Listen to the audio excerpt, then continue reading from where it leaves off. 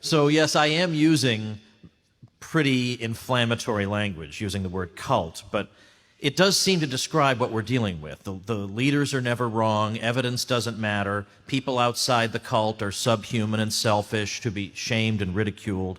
They have slogans, listen to the science. Maybe that slogan is meant to be funny because these are the least scientific people I have ever encountered in my life. They live in a hermetically sealed bubble, impervious to facts. Massachusetts, my home state, recently, I don't live there anymore for obvious reasons, recently saw a rise in so-called cases. And so I saw somebody on Twitter lamenting that he and his fellow Massachusetts residents had dropped the ball. All right, first of all, let's talk about cases versus deaths for a minute. A case means you had a positive test. Most people won't even notice they have this thing, okay? Those are cases. The line is cases. The little blue bars are deaths. Now, you may say, oh, Woods, that's not fair, because you know deaths lag by 2 weeks. You got to wait 2 weeks. Okay, that's why we shifted the deaths back 2 weeks, so that it would line up. So we already factored that into the graph. So when your smart aleck friend says, well, wait 2 weeks, we did. We factored that into this graph. And as you can see, there's no connection whatsoever. So do not panic about so-called cases. I don't know how it's possible after month after month after month of this that people still don't know that. But secondly, notice that this person on Twitter cannot admit that the voodoo doesn't work. It's always that the peasants didn't comply enough. If you stupid people would just obey us already, this thing would go away. Now, I understand why progressives go for that kind of thinking, because they have a superstitious belief in the powers of the state. So if the state says it can wipe out a virus, who's to say it can't? Secondly, it involves so-called experts dictating to the stupid rubes, and that's their preferred model of governance. Thirdly, it allows them to ridicule the working-class people they despise. Why, if only these backward hicks would follow the science, we'd be out of this thing already. But let's face facts. Lockdowns only delay the inevitable, and they leave wreckage in their wake. On Thursday of this week, Italy, which had a brutal and savage lockdown earlier this year, reported 428 deaths, which is the equivalent of 2,354 deaths in the United States. That's where so-called science got them. Now, because I am going to rush through a lot of material here, I'm going to refer you, if you want more, to my ebook called Your Facebook Friends Are Wrong About the Lockdown. Just text the word lockdown to the number 33444 and you'll get it. Or you can go to wrongaboutlockdown.com. Isn't it awesome, the domain names I managed to buy?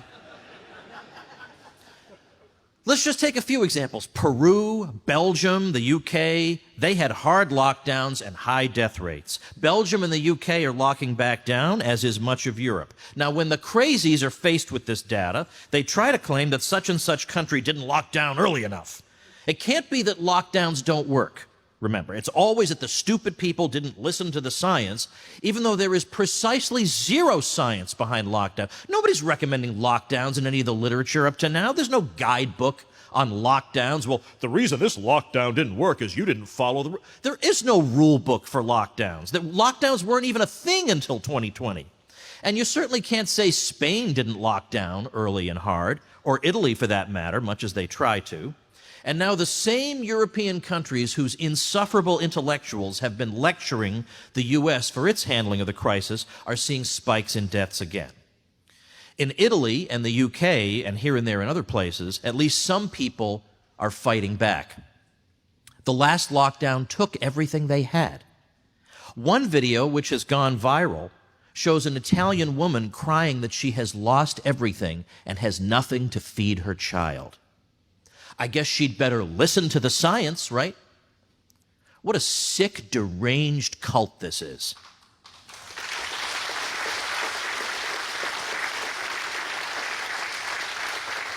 Now, the one word that is like a crucifix before Dracula to these people is Sweden. Sweden never locked down, didn't close businesses, schools stayed open, there was no mask mandate. Now, when you bring that up, you know what they're going to say. You already know. Oh, Sweden had a high death rate. That's immediately their response. Now, there are countries that locked down and ruined people's lives that had much worse death rates than Sweden, but leave that aside. About 75% of the deaths in Sweden occurred in their atrociously run nursing homes. Everybody gets that they're atrociously run and things need to be done about that. But when you factor that in, you realize that it's actually not that particularly bad of a death rate. They were told that if you don't lock down by June, you're going to have 96,000 deaths. They had 4,000 by June. So being off by a factor of 24 doesn't make the listen to the science people stop even for a second and think, maybe there's something about this virus that's a little different from what we learned in Chapter 2 of Introduction to Epidemiology. My state of Florida did not lock down during the Sun Belt spike. The doomers have no explanation for how we got out of that. This very week, we recorded the lowest two-day death total since July. That shouldn't be possible. We have the 5th oldest population in the country, tourists coming in and out, we're completely open. We should be a basket case of nonstop death if the cartoon version were correct, but no.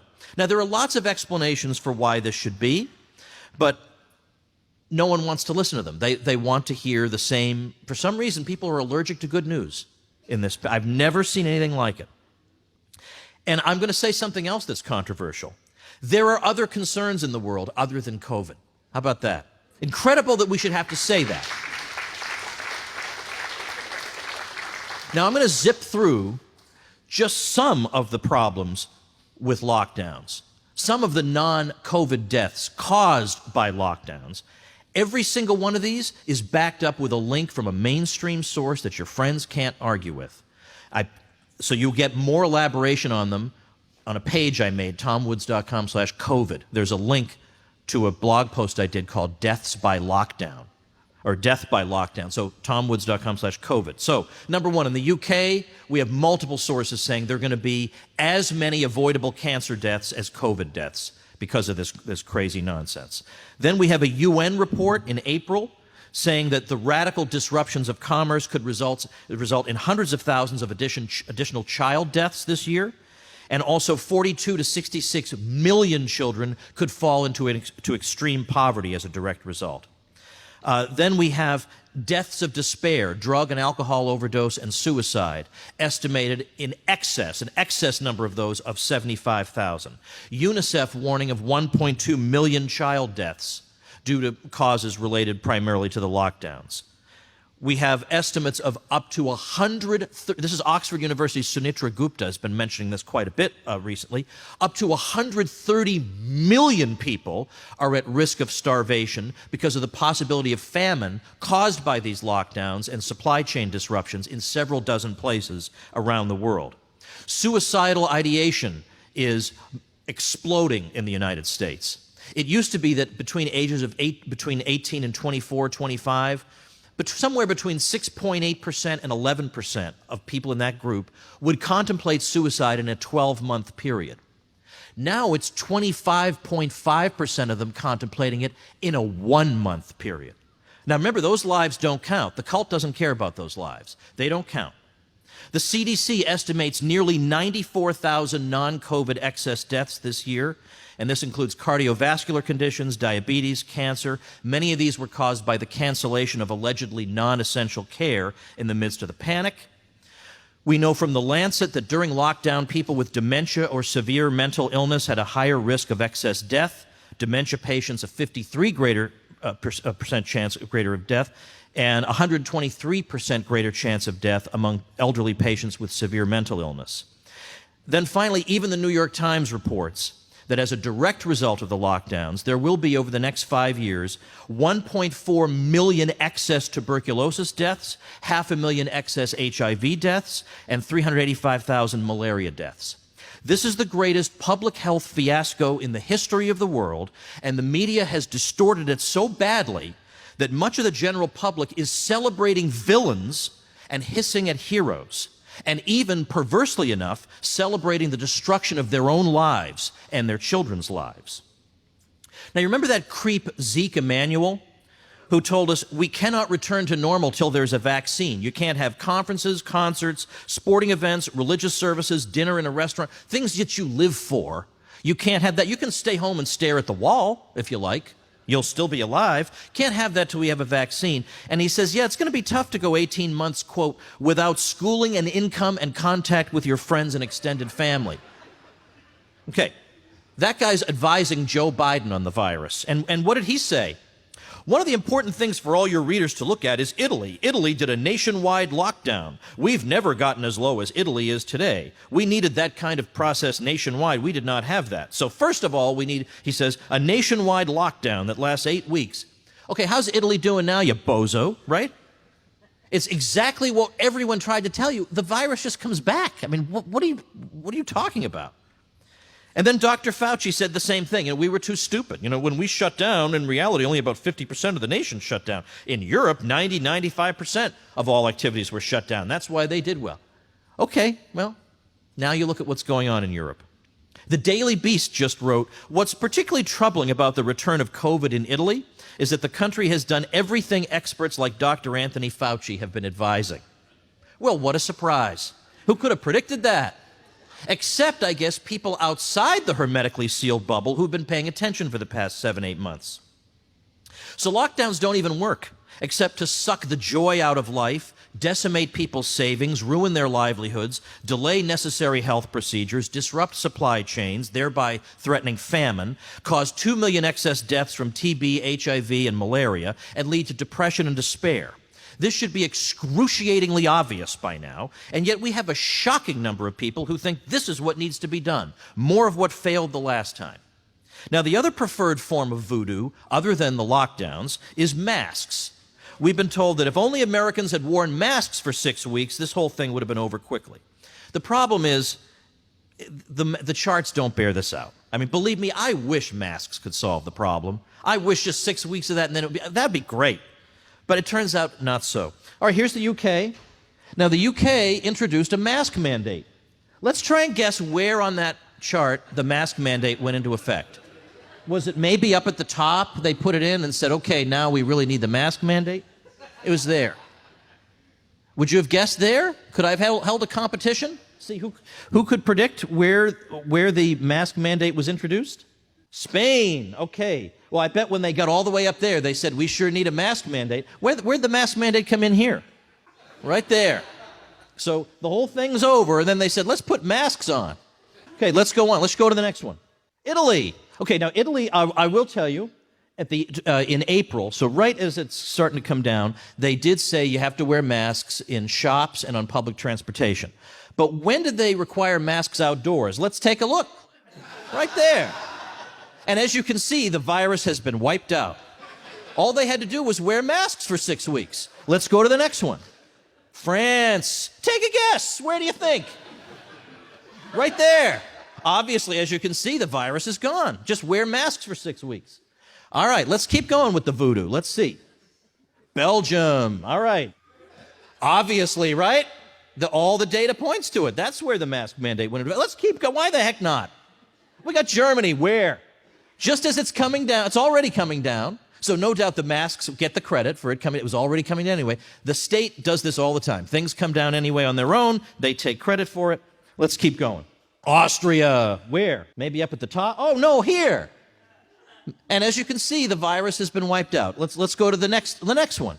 Okay, these are places that require masks in the black and places that don't. Now, Denmark has introduced some limited mask requirements here and there, but generally they've been discouraging masks. And isn't that funny? I thought by listening to the science and wearing masks, that would help slow the spread, and yet, look at the red lines. These are places that don't require them, and oddly enough, they seem to be doing better. Okay, let's go to another one. Kansas City, when did they have their mask mandate? As you can see, the virus was suppressed. All right, let's move on. Montana, right there. We get masks, and then we get that. So then here's Montana versus Sweden. I'm just not being fair here. That's just not right. Okay, UK versus Sweden. Okay, UK going back up, Sweden doing fine. And this shows us where all the different things the UK tried to do while Sweden is still living normally. Czech Republic versus Sweden. Okay, when did Czech Republic get its mask mandate? Probably way up there because they were panicked. Nope, they got one here, they got one there, and then it goes up and up. Okay, now this is a chart of 4 counties in Tennessee. Can you guess which one of them closed bars and limited restaurants to 25%? I mean, as you can see, one of those charts is radically different from the others. It's the one in the lower left, but who cares, right? It's obviously all the same. If anything, that one looks worse. So who even understands? So what should we do? Okay, what should we do, wise guy, you may say? We should live.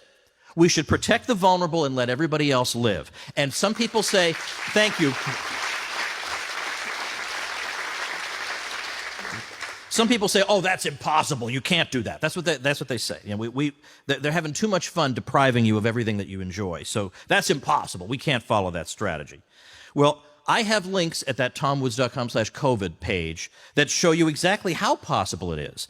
And as a matter of fact, there are a lot of scientists who favor this approach as opposed to the locking everybody in their houses approach. Harvard Medical School's Martin Kulldorff came on my podcast, The Tom Woods Show, and said that a majority of infectious disease epidemiologists favor that strategy and not the lockdowns. Well, how about that? You wouldn't really get that inside the hermetically sealed bubble, would you?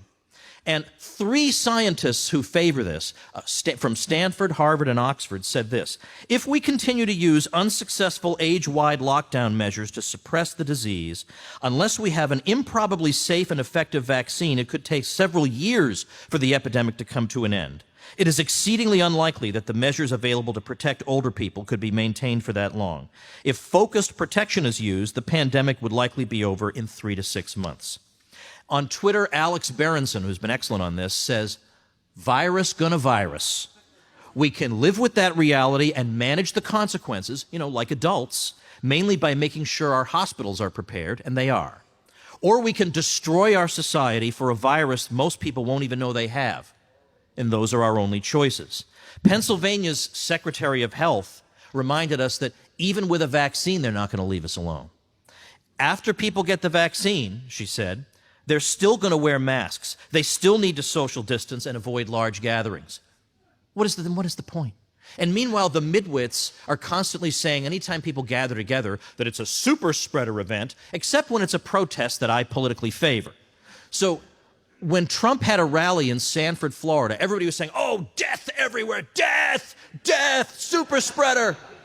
And the deaths in Florida continued to plummet. So they ignored that, went on to the next thing. The Sturgis motorcycle rally, that led to, The paper alleging that led to a big problem was refuted even by Slate. You've gone to a low level when even Slate says you're full of it.